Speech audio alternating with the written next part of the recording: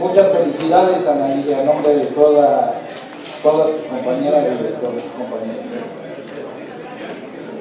Compañeras senadoras, compañeros senadores, seguimos el orden del día en tiempo y quiero agradecer muchísimo la presencia el día de hoy de un secretario talentoso, inteligente, que ha tenido que afrontar problemas difíciles, complejos, yo diría problemas que estaban ya ancestrados en la Secretaría de Educación y que con valor ha venido defendiendo la reforma educativa que aprobamos hace ya 2 años y medio, que ha defendido la reforma educativa del presidente Enrique Peña Nieto a un costo alto, sabiendo él que lo que se tiene que seguir adelante es la implementación de esta gran reforma que va a ser la reforma que transforme el México del mañana. A mí me da mucho gusto que esté el día de hoy el secretario Aurelio, un hombre con quien tengo un cariño y una amistad de mucho tiempo, un hombre que lo están viendo ustedes actuar todos los días, haciendo su mejor esfuerzo y pidiendo algo, que lo más importante de la reforma educativa es que las niñas y los niños de México tengan cada día clases, pero también clases de calidad. No solo se busca la clase con el maestro, sino se busca la superación de los maestros y de las maestras de este país. Aquí usted tiene, señor secretario, muchas amigas, muchos amigos, tiene liderazgo en el magisterio, gente que conoce muy bien la materia, y quiero decirle que estamos, yo diría el 90% ahorita aquí de las compañeras y compañeros, o el 95%, por el interés que muestra el tema que va a tocar el día de hoy. Yo, a nombre del grupo parlamentario del PRI, le doy la más cordial bienvenida. Sé de antemano que vamos a salir muy convencidos de lo que usted nos va a transmitir, y sé, y quiero que sepan, que todos los que están aquí, a un común denominador, estamos y queremos al presidente Enrique Peña Nieto. Bienvenido, señor.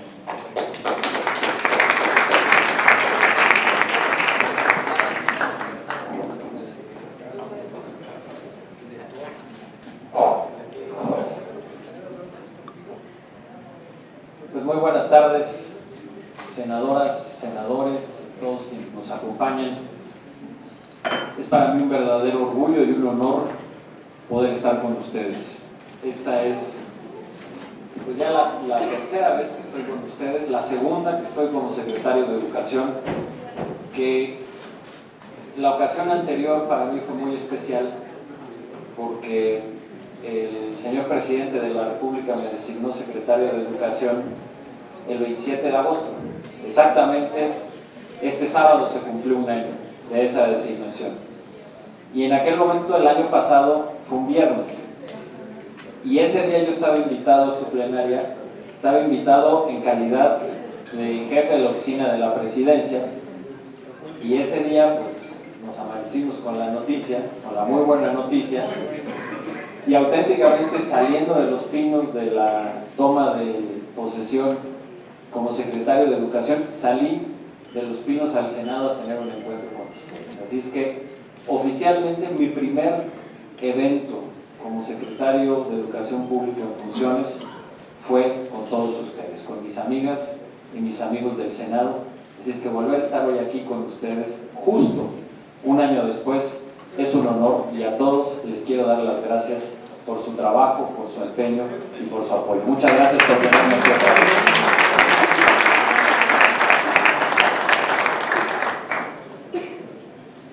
Y permítanme, antes de que entremos en materia,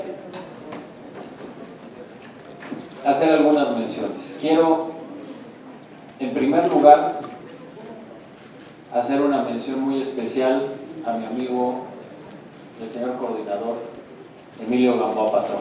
Bravo, líder. Bravo.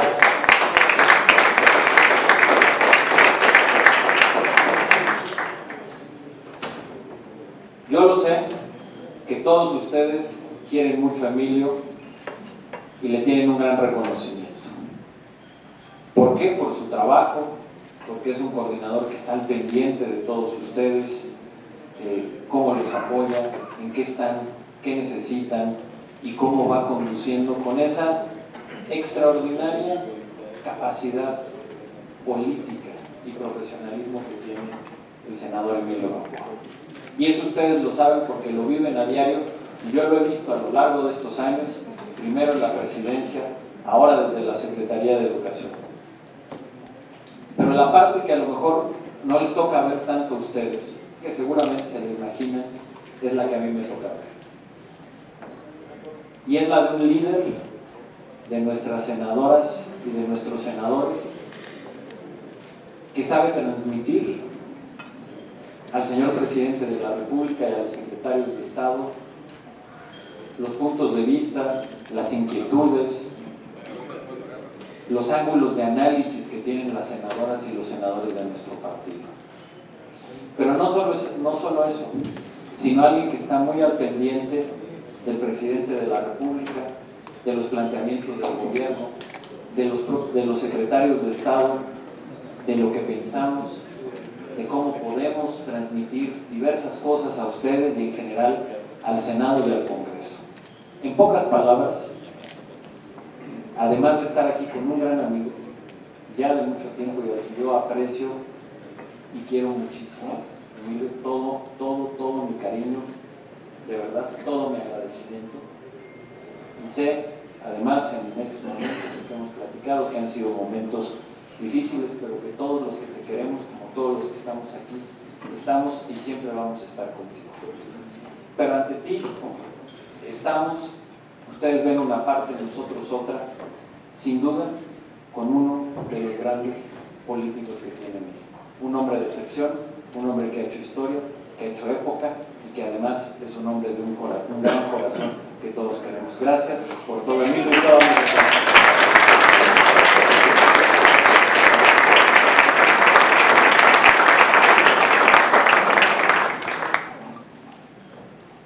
Quiero también saludar y reconocer a todas las senadoras y senadores que son parte de la Comisión de Educación, de manera central el senador Daniel Amador, quien como secretario de la comisión en gran medida ha encabezado los trabajos por parte de nuestro partido, maestro, miembro de nuestro magisterio, con mucho orgullo.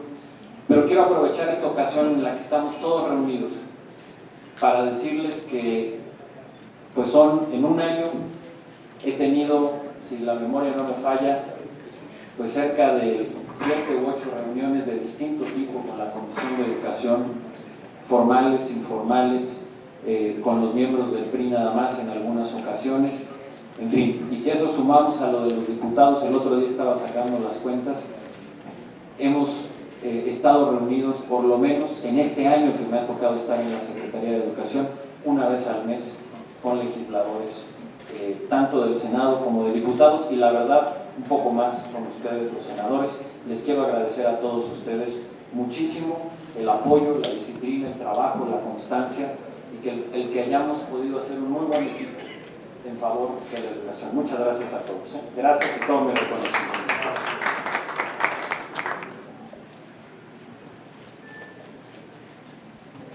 Por supuesto, también saludar y reconocer al senador Gerardo Sánchez, quien hoy preside la Comisión de Cultura.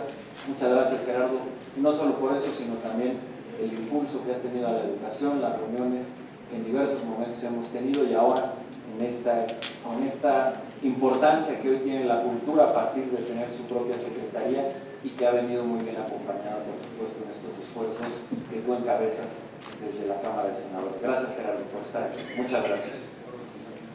Y por supuesto, saludo también con mucho gusto a una persona que todos los que estamos aquí queremos mucho, a su compañera Ana Lilia Herrera, que hoy tengo yo la fortuna de que sea secretaria de Educación en esta gran entidad, el Estado de México, la más grande del país, a la que queremos mucho y en donde estamos haciendo un esfuerzo sin precedentes para estar implementando la reforma educativa. Ana Lilia, En primer lugar, muy feliz cumpleaños y gracias por todo tu trabajo.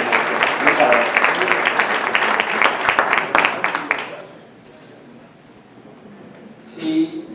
Si me permiten, mi mayor interés es que podamos platicar, que podamos tener las preguntas, los comentarios que ustedes quieran y que aquí vayamos platicando. A manera de introducción, si están de acuerdo, me gustaría que hiciéramos dos cosas. Primero, me gustaría pasarles dos videos muy cortos.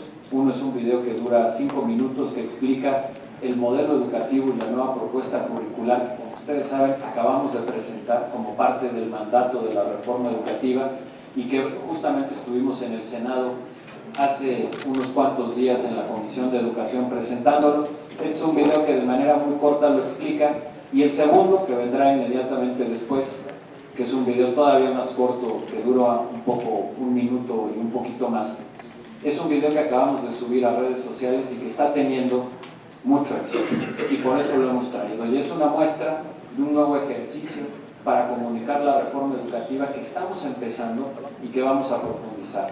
Si les parece, vemos rápido los videos. Nos va a ayudar, incluso me puede obviar decir muchas cosas, después de ver una pequeña introducción, y si están de acuerdo, pasamos, señor coordinador, a las preguntas y respuestas. Si me ayudan con los videos, por favor. La reforma educativa tiene 7 prioridades. Una de ellas es la revisión del modelo educativo y la propuesta curricular para garantizar que nuestros niños, niñas y jóvenes reciban una educación de calidad. El objetivo es que desarrollen los conocimientos y habilidades que requieren para ser exitosos en el siglo XXI. ¿Cuáles son los fines de la educación en el siglo XXI? En un mundo cada vez más complejo e interconectado, la educación es clave para construir un México más libre, justo y próspero. La reforma educativa tiene como propósito que todo egresado de la educación básica y media superior sea un ciudadano libre y responsable que piense de manera analítica, crítica y creativa para entender y resolver problemas, se expresa correctamente en español, de ser el caso, en su otra lengua materna y en inglés, y sabe usar las tecnologías de la información y comunicación. Ejerce sus derechos y asume sus obligaciones como ciudadano, trabaja en equipo, tiene valores y se conduce con sentido ético, tiene autoestima y confianza en sí mismo, además de que cuida su salud, ama a México, conoce su historia y valora su diversidad étnica y cultural, aprecia y experimenta el arte y la cultura y cuida del medio ambiente. ¿Qué propone el modelo educativo 2016? El modelo educativo 2016 ubica la escuela al centro del sistema educativo con una nueva organización, mejores prácticas en el aula y un currículo actualizado. También se requieren maestros motivados y bien capacitados. Por eso, el nuevo modelo plantea el fortalecimiento de la formación inicial, tanto en las escuelas normales como en las universidades, evaluaciones de calidad y de acuerdo a las realidades de cada región, y capacitación de calidad para que los maestros puedan desarrollarse profesionalmente y construyan su carrera a partir del mérito. El modelo establece también nuevas formas de colaboración entre el gobierno federal y los actores más importantes del sistema educativo, los padres de familia, el Instituto Nacional para la Evaluación de la Educación, el Sindicato de Maestros, los gobiernos estatales y la sociedad civil. Por último, el modelo indica que todos los actores deben guiarse por 2 principios transversales, la equidad y la inclusión educativa, para que todas las niñas y niños, sin importar su origen, tengan una educación de calidad. ¿En qué consiste la propuesta curricular del modelo educativo 2016? La nueva propuesta curricular tiene 3 grandes ejes. El primero, la enseñanza de aprendizajes clave. En un mundo en el que la escuela ya no es el único lugar para aprender y el conocimiento avanza a gran velocidad, es prioritario estudiar con mayor profundidad aquellos contenidos educativos que permitirán a los estudiantes aprender a aprender a lo largo de la vida. Estos aprendizajes clave se agrupan en 3 grandes campos: lenguaje y comunicación, pensamiento matemático, exploración y comprensión del mundo natural y social. El segundo, el desarrollo personal y social del estudiante. El desarrollo personal y social es parte fundamental del desarrollo del ser humano. Por ello, las actividades artísticas, culturales y deportivas, así como aquellas orientadas a que los alumnos aprendan a manejar sus emociones y desarrollar valores para la convivencia, formarán parte integral del currículo y no solo como actividades complementarias. El tercero, autonomía curricular. En un país tan grande y diverso como México, las escuelas enfrentan realidades muy distintas. Por eso, en la nueva propuesta curricular, cada escuela podrá definir una parte de sus contenidos educativos. Esto les permitirá, por ejemplo, incorporar cursos de robótica o proyectos de impacto social en sus comunidades. Proceso de consulta. En los próximos meses, el modelo educativo 2016 y su propuesta curricular se someterán a un amplio proceso de consulta en 3 modalidades principales. 1. En un ejercicio inédito, la consulta se llevará a todas las escuelas del país para que los maestros discutan los documentos en el seno de los consejos técnicos escolares y las academias de educación media superior en cuanto regresen de vacaciones. 2. Llevaremos a cabo foros de debate con pedagogos y académicos, padres de familia, organizaciones de la sociedad civil, escuelas normales, la iniciativa privada, así como autoridades educativas estatales, legisladores, el INE y universidades. 3. Este va a ser un proceso abierto a toda la ciudadanía. Habrá una consulta en línea donde todos los mexicanos podrán evaluar distintos aspectos del modelo educativo y expresar su opinión. El CIDE ayudará a recopilar y procesar la información de todo el proceso de consulta para asegurar que todas las propuestas sean tomadas en cuenta. Ingresa a la página www.gov.mx/Modelo Educativo 2016 para conocer la propuesta pedagógica de la reforma educativa y participa en la consulta. La reforma educativa sigue avanzando, al igual que la educación de nuestra gente. Secretaría de Educación Pública. Hace unos días conocí a Alejandro López, quien me preguntó por qué su papá decía que somos muy tercos y que solo hablamos de la reforma educativa. Yo le dije a Iván que el mundo está cambiando muy rápido, que está cambiando la forma de aprender, pero también la forma de enseñar. Que el siglo XXI es hoy, no dentro de 30 años, y que si en México no hacemos un cambio desde ahora, su vida va a ser muy dura. Probablemente terminaría la primaria y la secundaria, pero difícilmente conseguiría un trabajo haciendo lo que le gusta. También le expliqué que si logramos que los cambios que estamos impulsando en la educación se hagan realidad, millones de niños como él podrán convertirse en jóvenes valiosos, con mucha más confianza en sí mismos y podrán desarrollarse en cualquier parte del mundo, respetando el medio ambiente, disfrutando del arte y la cultura y sintiéndose más orgullosos que nunca de ser mexicanos. Tienes razón, Iván. Todos los que estamos trabajando para cambiar la educación somos muy tercos, pero somos así porque queremos que tú y todos los niños de México se conviertan en jóvenes ganadores, seguros, creativos, emprendedores y alegres.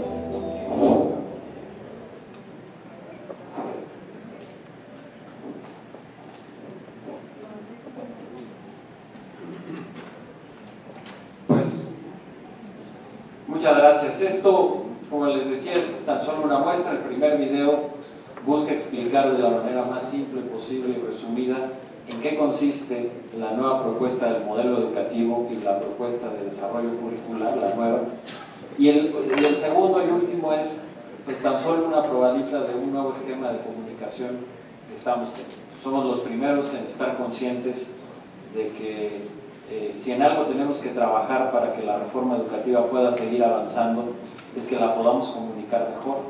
Hemos hecho un ejercicio con gente muy profesional en esos temas, buscando entender cuál es la mejor manera de transmitirlo y de que esto a su vez tenga un impacto en un grupo amplio de la población. Y este último video es muestra de ello, está teniendo mucho éxito en las redes sociales y fue parte también de este ejercicio para que lo pudieran ver. En el fondo, la esencia de lo que queremos comunicar es poder explicar de una manera simple y amable por qué hicimos juntos esta reforma educativa, cuál es la importancia y cuál es la trascendencia, cuál es la diferencia que va a tener este país en el futuro, que puede tener cualquier niño, como el del video, en este caso Iván. Si no se hace la reforma educativa, ¿cuál va a ser su destino y el destino del país? Y en contraparte, ¿cuál puede ser su futuro y el futuro de México si logramos sacar adelante esta reforma? Y a partir de poder explicar esto de diversas maneras, estamos teniendo una nueva campaña de comunicación que ha empezado en las redes, que después va a llegar a la televisión, de diversos formatos, pero que quisimos compartir con ustedes, porque esto lo acabamos de sacar y la verdad es que va caminando muy bien y ha tenido un muy buen éxito. Déjenme, si me lo permiten, antes de que pasemos a las preguntas y respuestas, tienen aquí también muchos documentos a los que ahorita iré explicando brevemente. Tenemos documentos muy simples que desmienten muchos de los rumores que han estado alrededor de la reforma educativa. Les estamos dando una muestra, por supuesto. Además, quien quiera que les demos estos documentos en mayor cantidad porque quieren o tienen la capacidad de ayudarnos a distribuirlos, estamos a sus órdenes. Aquí viene muy claramente lo que son los mitos y lo que es la verdad de la reforma educativa de diversos temas, desde esto que se ha dicho que si los libros de texto gratuitos ahora van a costar, falso, es mentira, y esto hay que estarlo diciendo a los padres de familia porque están muy inquietos con toda razón. Incluso hemos encontrado y detectado en algunas ocasiones gente que, tomando ventaja del rumor, va y les quiere cobrar los libros a los padres, siendo totalmente ilegal. Pero en fin, aquí se aclaran muchos de estos rumores, los rumores que ha habido, que seguramente les ha llegado en función de la educación sexual y de que ahora se están dando libros o repartiendo libros para educación sexual en preescolar, lo cual también es absolutamente falso, y aquí lo aclaramos. La educación sexual empieza, como desde hace muchísimas décadas, en el cuarto de primaria, en los libros de biología, de una manera adecuada para la edad de los niños y de las niñas, y además así ha sucedido desde hace muchas décadas, y eso no va a cambiar. En fin, aquí aclaramos todo esto, así es que todos están aquí a las órdenes, y quien quiera más, es nada más favor que nos pida y los tendrá para que nos ayude a repartir. Y después están los documentos que tienen que ver con el modelo educativo, que están acá. La propuesta son 3 documentos, una hoja que habla sobre los fines de la educación en el siglo XXI, que es, no sé si tienen ahí por ahí uno de los fines, por favor. Se los quiero mostrar muy rápido, porque son lo que estamos presentando del modelo educativo. Gracias. Son 3 documentos. Que deben de tener todos ustedes, que se llama Los fines en la educación en el siglo XXI. Es un documento muy corto, tan solo de 2 cuartillas, que precisamente lo que busca es que en un espacio corto podamos explicar lo que dice el documento. Los fines de la educación en el siglo XXI. ¿Cuáles son los fines que estamos buscando con este nuevo sistema educativo? ¿Y quiénes son los mexicanos que queremos formar?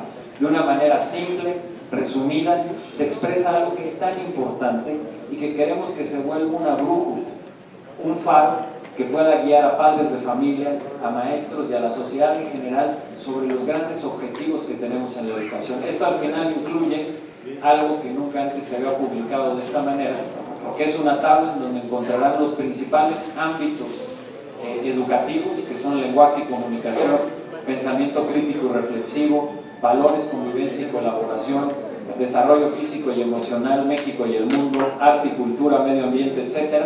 Y viene un resumen de los conocimientos esperados al término de cada grado educativo, al término del preescolar, al término de la primaria, al término de la secundaria y de la media superior. Este es un primer documento simple, rápido, sencillo, pero que se puede convertir en una guía que nunca antes había tenido nuestro sistema educativo sobre a dónde queremos llegar, a quién queremos formar y cuáles son los conocimientos esperados al término de cada grado educativo, preescolar, primaria, secundaria y media superior.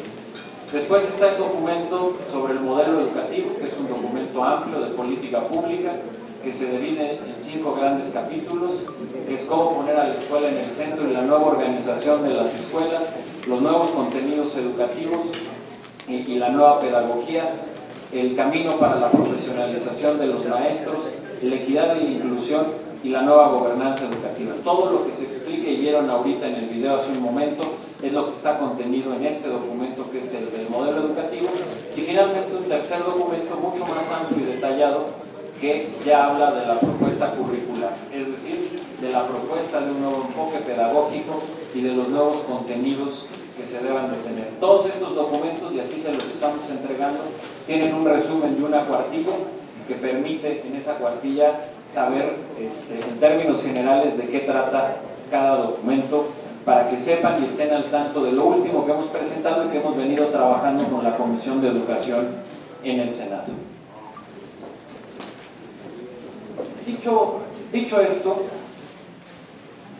y particularmente por el momento que estamos viviendo, que sin duda es un momento de retos en el sistema educativo, un momento en donde en algunas entidades del país hay o sigue existiendo por parte de un grupo de la coordinadora resistencias a esta transformación y a este cambio en el sistema educativo, y que todos ustedes están al tanto de esta situación compleja, difícil para el país, pero que sin lugar a dudas tendremos que salir adelante de ella.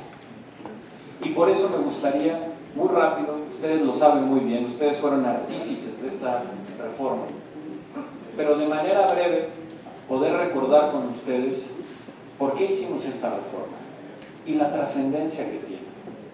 ¿Por qué desde el punto de vista del gobierno de la República no nada más estamos hablando de una reforma muy importante, sino estamos hablando de uno de los proyectos fundamentales para que México pueda tener éxito en el siglo XXI? En gran medida estamos hablando de un proyecto de país que va más allá de un sexenio, y que el que esto se pueda materializar depende en gran medida del éxito que tengamos como nación en el siglo XXI.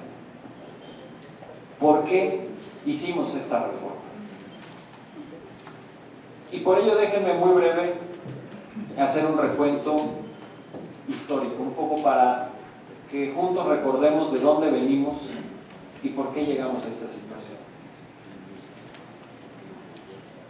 La Secretaría de Educación Pública se fundó hace casi 100 años. De manera precisa se fundó hace 95 años.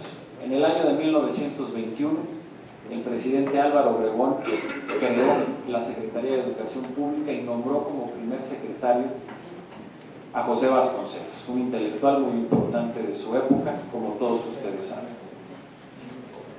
En el decreto de creación de la Secretaría de Educación Pública, de manera explícita se dice que el objetivo es crear y sostener un sistema de educación pública en el país. ¿Por qué?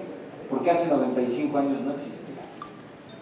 Hace 95 años, con una población de tan solo 15 millones de habitantes, únicamente el 10% de los niños y de las niñas iba a la escuela. Nivel básico, primaria. Si hablamos de lo que hoy es la media superior o la educación superior, era prácticamente inexistente. Más allá de la Universidad Nacional y de universidades en las principales capitales del país, prácticamente ningún joven tenía acceso a la universidad. 100 años después, 90 años después, 95 años después, que históricamente es un tiempo relativamente corto, hoy eso que pareció una utopía de Vasconcelos y de Obregón en gran medida se convirtió en una realidad. Hoy, en un país de 120 millones de habitantes, la primaria ya es universal. Es decir, todas las niñas y los niños en edad de ir a la primaria asisten a una escuela. La secundaria es prácticamente universal, tiene una cobertura del 98%. La educación media superior tiene ya una cobertura de 78%. Y hay que recordar que cuando inició el gobierno del presidente Enrique Peña, la cobertura del 66%. Ese ha sido lo que ha evolucionado en un poco más de 4 años. Y la meta sexenal es de 80% y posiblemente la vamos a superar. Y en educación superior la cobertura ya es del 36%. Esto implica que hoy tengamos uno de los 5 sistemas de educación pública más grandes del mundo. Después de China, después de Estados Unidos, de Brasil y de la India, México tiene el 5º sistema de educación pública más grande del mundo. 34 millones de alumnos, 2 millones de maestros y un poco más de 260,000 planteles educativos. De ese tamaño es nuestro sistema educativo. Y eso en gran medida fue un éxito del siglo XX y fue un éxito de nuestro partido en el gobierno, del cual nos tenemos que sentir muy orgullosos y tenemos que sentirnos muy contentos de que los gobiernos de nuestro partido hicieron y crearon ese sistema educativo. Dicho esto, también hay que reconocer que si bien tenemos ese sistema educativo, hay que decirlo con toda franqueza, se logró el sueño de Vasconcelos y de Obregón de tener una escuela y un maestro en cada rincón del país, pero la calidad educativa deja mucho que desear. También tenemos que ser honestos y sinceros. Se mida como se mida. Si se mide bajo las pruebas internacionales como la prueba PISA, el desempeño de nuestros alumnos queda muy por debajo de lo que México necesita para competir en un mundo globalizado, sin lugar a dudas. También es cierto, y hay que reconocerlo, que nuestro sistema educativo fue perdiendo la capacidad de ser un motor de transformación social. ¿Cuál es la única manera para que los niños y las niñas que vienen de familias que no han tenido los recursos o las posibilidades y que viven en la pobreza o en la marginación? Pues la única manera de que puedan salir realmente de esa condición y puedan aspirar a una mejor vida que la de sus padres es a través de la educación.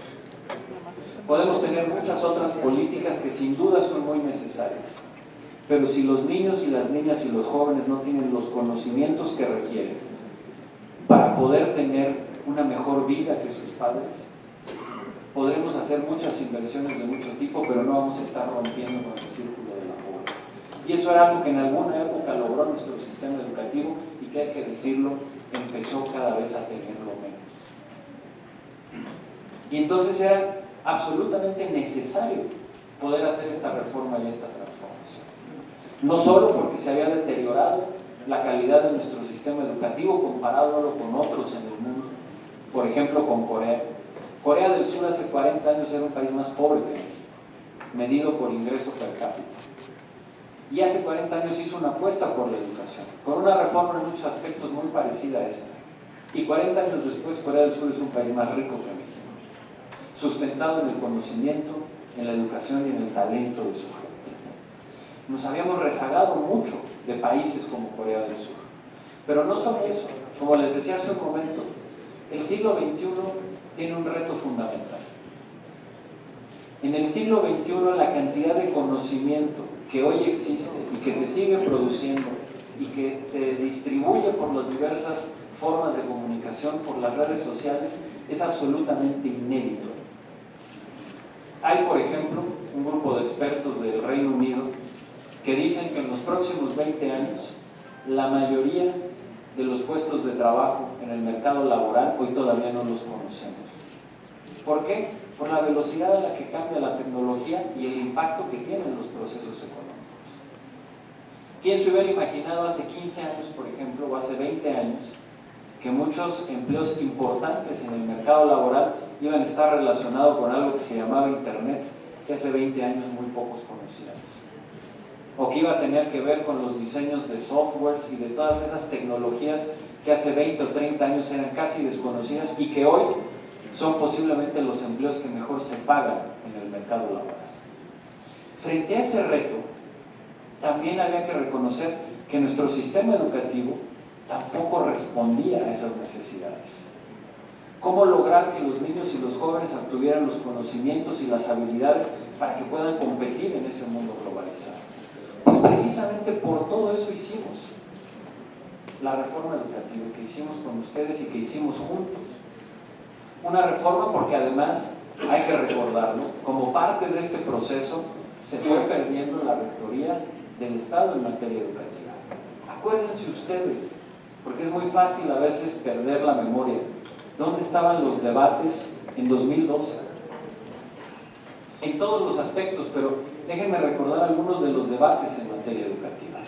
Los debates eran recuperar la rectoría del Estado en materia educativa, que se había cedido principalmente en los años anteriores. Se hablaba de la evaluación educativa y de que se pudiera hacer una evaluación mucho más sólida y consistente que la que se tenía, que la pudiera hacer un órgano con autonomía técnica. Se hablaba del abandono de las escuelas, se hablaba del retraso que teníamos en los enfoques pedagógicos de los programas y planes de estudio. Esos eran los debates en el 2012. Y hoy, gracias a la reforma que ustedes hicieron, la recuperación de la rectoría del Estado en materia educativa está en marcha. Con obstáculos, sin duda. Con dificultades, por supuesto. ¿Que es complicado? Sí. Pero va en marcha. Y con una gran decisión del presidente de la República, del gobierno y de su partido. ¿Y por qué? Porque es necesario. Porque es fundamental que el Estado vuelva a tener esa rectoría para pueda organizar estos cambios que requieren el sistema educativo. Hoy estamos ya encaminados en un proceso de evaluación, de capacitación y de profesionalización de los maestros. Sin duda con resistencias, claro.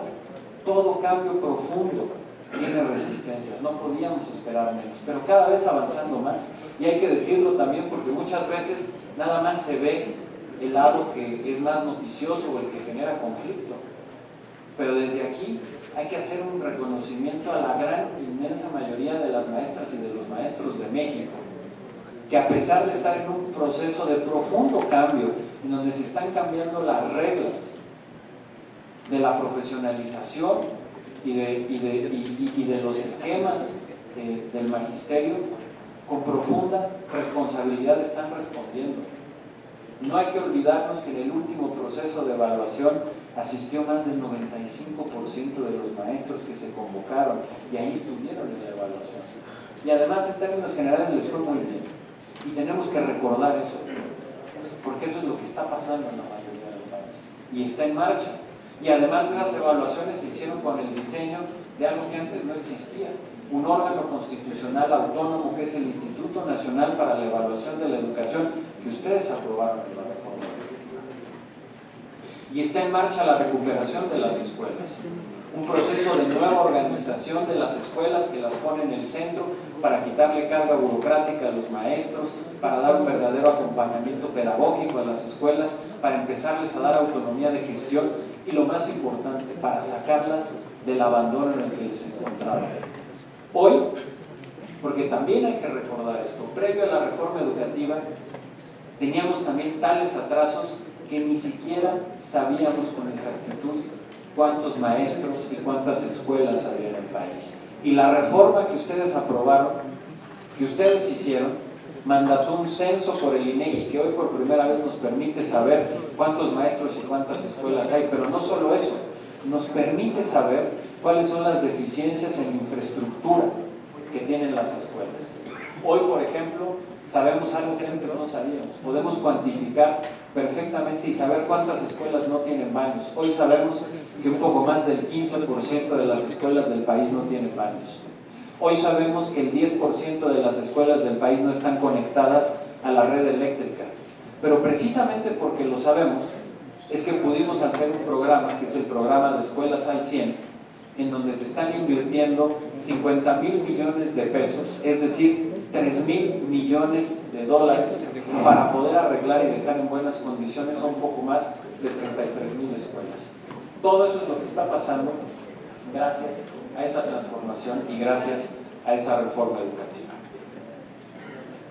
Y me parece, y por eso les platico y les digo todo esto que ustedes saben, por haber sido sin duda una reforma que hicieron y que aprobaron. Porque en momentos como estos es cuando tenemos que acordarnos por qué hicimos una reforma como esta. Tenemos que acordarnos de la profundidad que tiene esta reforma. Tenemos que acordarnos de por qué efectivamente existen resistencias a esta reforma. Pero por lo mismo, es también momento de recordarnos que no hay vuelta atrás, que tenemos que seguir adelante, que el futuro de México depende de esta reforma. Si esta reforma llega a buen puerto, los niños y las niñas y los jóvenes de México van a tener las herramientas para poder triunfar en el siglo XXI. Van a tener las herramientas educativas para competir no solo al interior de México, sino para competir con quien sea, en Corea, en Estados Unidos, en Europa, en Asia, donde sea.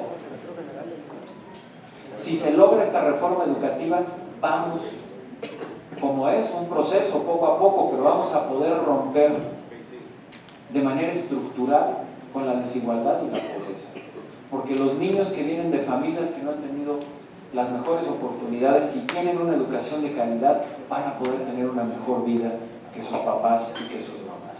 Y por eso, sin importar los obstáculos o las resistencias, tenemos que seguir adelante, y por eso la convicción que tenemos como gobierno de seguir adelante y de, por supuesto, buscar todas las salidas que se puedan a este conflicto, de manera ordenada y pacífica, pero por supuesto que con la claridad de que la reforma tiene que seguir adelante, que no puede haber ni un paso atrás, y que además en este contexto, como lo dijo el presidente de la República, no se puede continuar con un diálogo con quienes no han mostrado apertura. Pero lo más importante, no se puede continuar con un diálogo mientras los niños y las niñas de los estados de Oaxaca y de Chiapas siguen sin estar en un salón de clases. Primero la educación y después el diálogo o lo que se tenga que platicar. Pero ese es el principio que nos debe de regir, y además el principio de saber por qué esto que aprobaron todos ustedes es un gran proyecto para el país. Ahora, y a lo mejor ahorita en las preguntas lo platicamos, pero ahora que hablan de que es necesario hacerle cambios a la reforma. Y la pregunta es, ¿y qué cambios? Porque ese es un discurso muy fácil. Se puede convertir en un discurso simple, yo diría casi del lugar común, decir, bueno, todo es perfectible en la vida, veamos qué cambios podemos hacer. Sí, claro, todo es perfectible en la vida. Y por supuesto, todas las reformas pueden ser perfectibles. Pero aquí estamos frente a una reforma que en primer lugar es una gran reforma. En segundo lugar, que se logró gracias a un proceso inédito, democrático y republicano, en donde se logró inmenso consenso o una gran mayoría de las principales fuerzas políticas para hacer cambios de fondo al artículo 3º de la Constitución, crear 2 nuevas leyes, la del servicio profesional docente y la de evaluación, y hacer cambios fundamentales a la Ley General de Educación. Y que eso se hizo entre todos. Y que nos dio un nuevo marco jurídico, nos dio un nuevo sistema educativo. Me parece que en ese sentido, como país, como democracia, como república, tenemos también que tener la madurez y la paciencia de permitir que esos cambios se implementen. Apenas estamos iniciando. Necesitamos poner en marcha esta reforma en todo el país, dejarle un tiempo para que funcione y que de verdad podamos evaluar cuál es la ruta que llevamos, qué es lo que se debe continuar y eventualmente, si es necesario, qué es lo que debe de cambiar. Pero no nos puede entrar una prisa como país, como república, después de haber hecho un proceso tan profundo como este, posiblemente uno de los proyectos más importantes del México democrático, y que a las primeras de cambio, porque coyunturalmente tenemos algunos problemas o resistencias, querer cambiar lo que construimos entre todos. Se requiere tener una madurez democrática y republicana para dejar madurar los grandes proyectos de Estado. Pero además, la reforma que hicieron ustedes está tan bien hecha que permite los espacios en la política pública para que la política pública sea la que se vaya adaptando a las necesidades y que la política pública tenga un proceso de mejora continua, como lo acaba de demostrar el INE con la evaluación.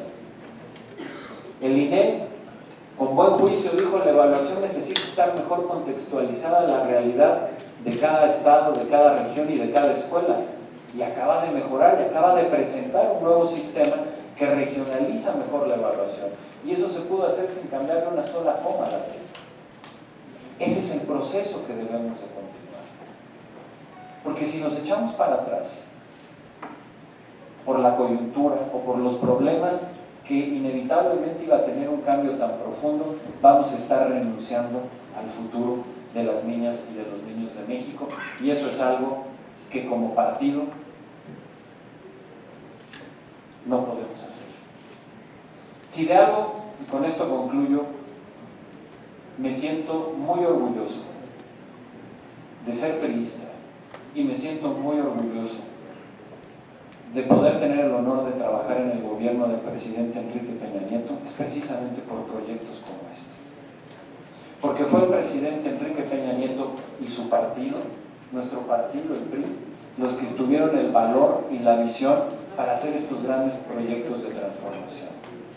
Cuando uno ve lo que hizo el PRI en otros años, que construyó ese sistema educativo del que platicamos, me siento muy orgulloso.